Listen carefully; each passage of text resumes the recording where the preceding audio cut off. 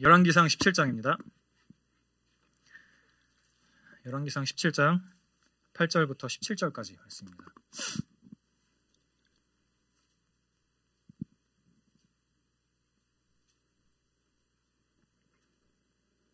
8절부터 16절까지입니다. 네. 제가 읽어드리겠습니다. 하나님의 말씀을 들으십시오. 여호와의 말씀이 엘리야에게 임하여 이르시되 너는 일어나 시돈에 속한 사르밧으로 가서 거기 머물라. 내가 그곳 과부에게 명령하여 내게 음식을 주게 하였느니라. 그가 일어나 사르밧으로 가서 성문에 이를 때에 한 과부가 그곳에서 나뭇가지를 줍는지라.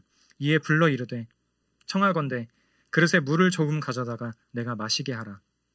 그가 가지러 갈 때에 엘리야가 그를 불러 이르되 청하건대 내 손에 떡 한 조각을 내게로 가져오라.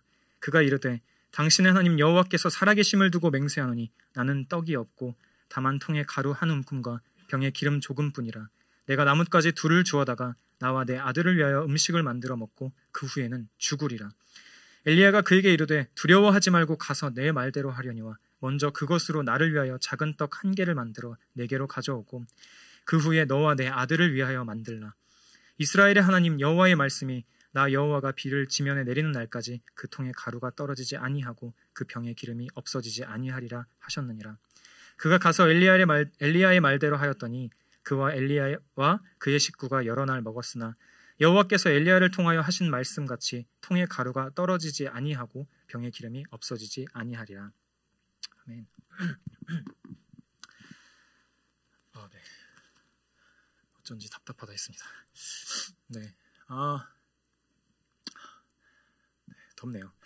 네, 지금 여기서 함께 말씀을 듣고 또 기도하러 오신 여러분들은 아마도 오랜 기간 신앙생활을 해 오셨거나 혹은 이제 막 신앙생활을 시작하면서 기독교라는 것에 흥미를 느끼는 분일 것입니다.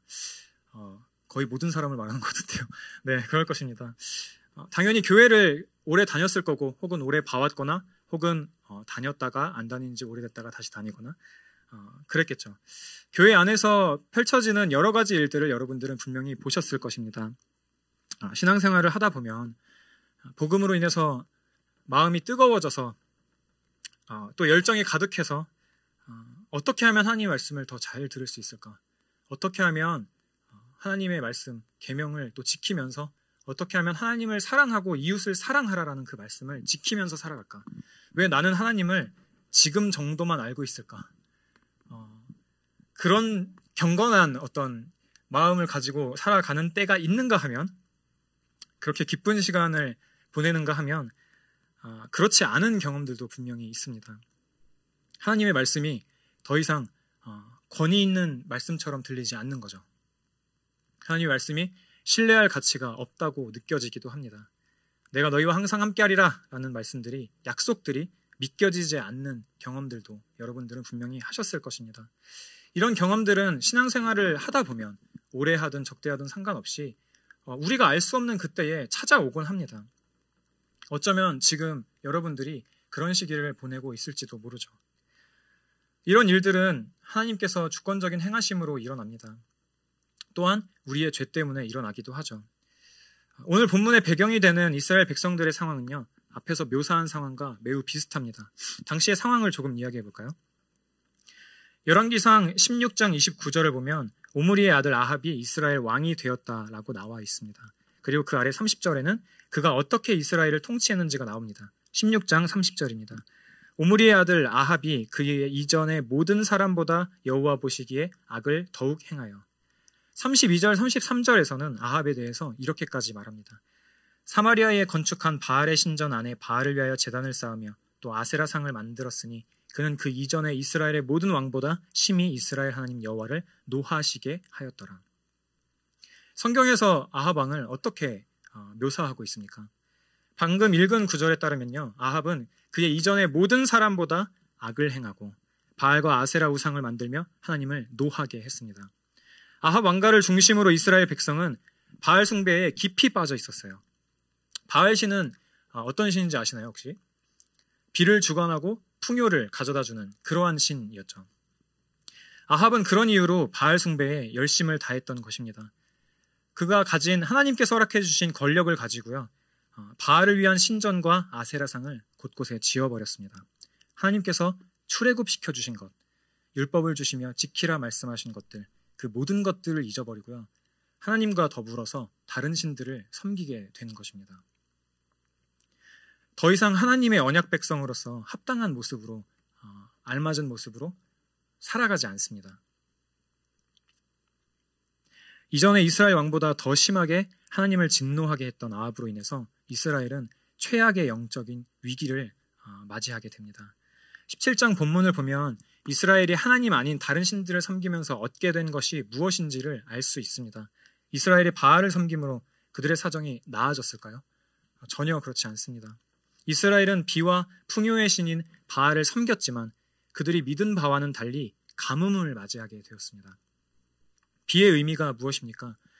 신명기에서는 비를 가리켜서 비는 하나님의 말씀을 지키는 자들에게 약속된 축복이고 가뭄은 언약을 깬 언약 파기자에게 임하는 저주입니다. 그러므로 본문에서 이스라엘이 겪고 있는 가뭄과 기근은 우상 숭배로 하나님을 저버린 자들에게 내린 저주로 볼 수 있는 것이죠. 결국 엘리야가 마시던 시냇물도 마르게 되었습니다. 이후에 그가 머물던 그릿시넷가에서 하나님의 말씀을 듣고 거리가 거의 100km 이상 되는 시돈으로 갔는데 그곳에서도 가뭄이 계속 이어지고 있었던 것입니다. 오늘 읽은 본문은요, 본문의 전반부는 가뭄의 참상을 보여줍니다. 엘리야는 하나님의 말씀을 따라서 사르밧 과부를 만나러 가죠. 그에게서 음식을 얻을 수 있을 것이라 여겼던 엘리야는요, 가뭄으로 인해 그들에게도 먹을 것이 풍족치 않음을, 아주 조금 남아있다는 것을 알게 됩니다. 12절입니다. 그가 이르되 당신의 하나님 여호와께서 살아계심을 두고 맹세하노니 나는 떡이 없고 다만 통에 가루 한 움큼과 병에 기름 조금뿐이라. 내가 나뭇가지 둘을 주워다가 나와 내 아들을 위하여 음식을 만들어 먹고 그 후에는 죽으리라. 그냥 먹을 것이 없는 정도가 아니에요. 그냥 배고픔을 조금 겪고 있는 정도가 아니라 마지막으로 아들과 식사를 하고 죽으려 한다라고 말을 하고 있습니다. 과부의 말을 통해서 우리는 당시의 상황이 어땠는지를 생각해 볼 수 있죠. 먼저는 가뭄과 기근이 극심했다는 것이고 과부에게 엘리야가 온 그 날이 마지막으로 식사를 하는 날이었다는 것입니다. 가뭄으로 인해서 삶의 이유도 없어진 것이죠. 본문의 상황을 볼 때에 이스라엘이 가지고 있는 어떤 사회적인 제도 역시도 제 기능을 하지 못하는 것처럼 보입니다. 당시에는 의학이 지금처럼 발달하지 않고 전쟁이 많았기 때문에 사람들이 쉽게 죽었어요. 또 그렇다 보니 과부가 많기도 했죠. 과부는 상속권도 없고 스스로를 보호할 수 없었기 때문에 다른 사람들의 구제와 자선에 의지해서 살아가야 했습니다. 사회적 약자였던 것이죠. 그래서 추수한 밭에서 이삭을 주울 수 있도록 하고 억압당하지 않도록 보호해주는 법이 있었습니다. 함무라비 법전의 서문을 보면요, 왕이 가난한 자와 과부와 고아의 권리를 보호하는 것을 지혜로운 통치자의 덕목으로 내세우고 있다는 것을 알 수 있는데요.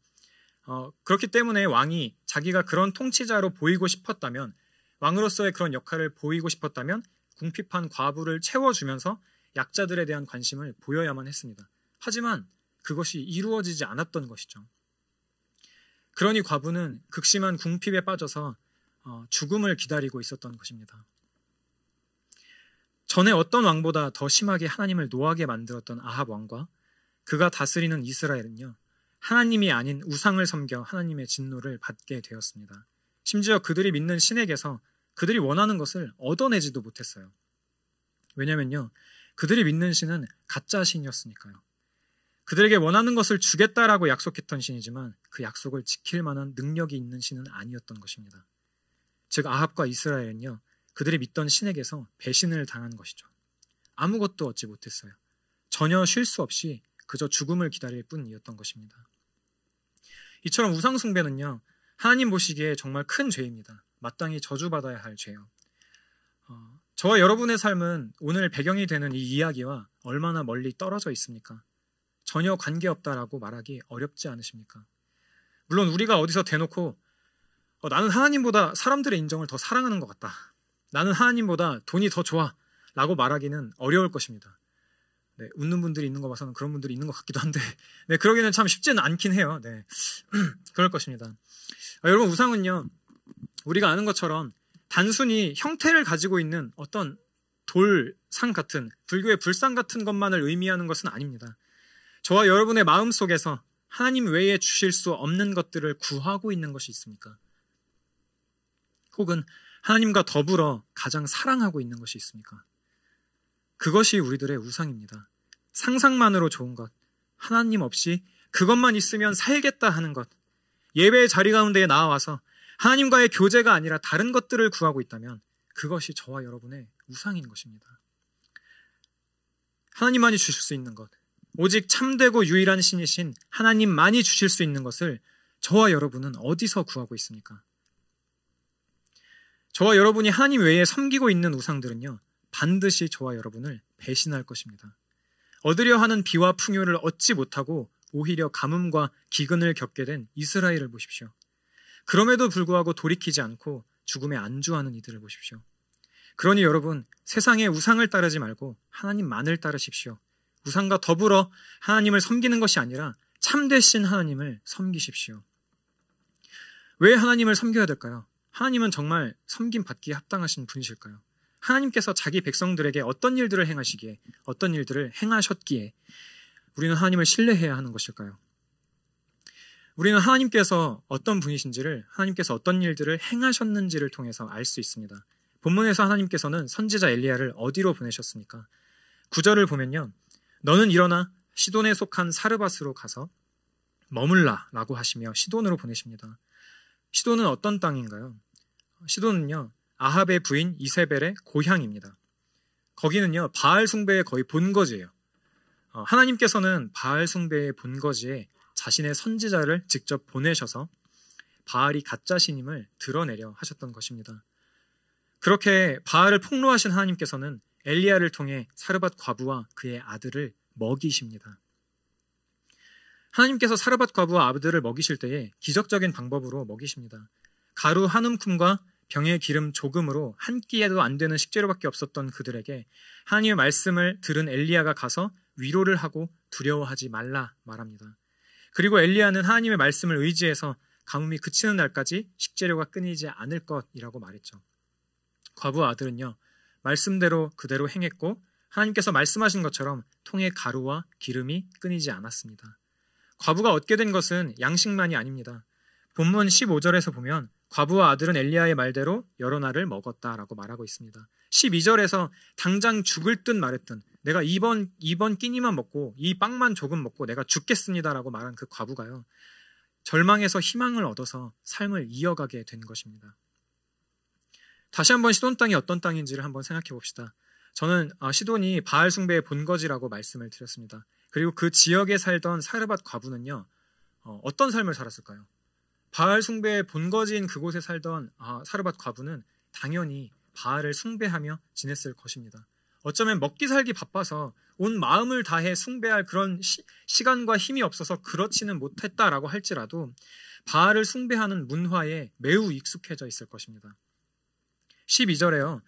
당신의 하나님 여호와께서 살아계심을 두고 맹세하노니 라고 하는 그 표현은요, 당시에 말하는 상대방이 믿는 신의 이름을 걸고 맹세하는 그 문화를 따라서 했던 거예요. 그러니까 그녀의 어떤 이 과부의 신앙 고백이라기보다는요, 약간 회의적인 말투인 거죠. 당장 죽게 됐는데 지금 나는 이렇게 먹을 게 없고 빵 하나밖에 없고 그런데 당신의 신은 도대체 뭘 하고 있는 것입니까? 라는 식으로 당신은 하나님 여호와께서 살아계심을 두고 맹세하노니 라고 말을 하고 있는 거예요. 그런데 사르밧 과부에게 하나님께서 그의 선지자 엘리야를 보내십니다. 불순종과 우상숭배가 팽배한 한복판에 자신의 말씀을 들고 그 말씀을 전할 선지자를 보내신 거죠. 왜 그냥 비를 내리는 방식이 아니라 엘리야를 보내시는 방식으로 하나님께서 일하셨을까요? 왜 그저 농작물이 잘 나게 하는 방식이 아니라 엘리야를 보내셨을까요? 구체적인 위치와 저 사람에게 가라라고까지 말씀하시면서까지요. 그 이유는 거기에 사르밧 과부가 있었기 때문입니다. 이게 무슨 말이냐고요? 하나님께서 택하신 백성이 그 우상숭배의 한복판에 있었기 때문입니다. 자기 백성을 향한 하나님의 사랑은요, 선지자를 우상숭배의 한복판으로 보내버립니다.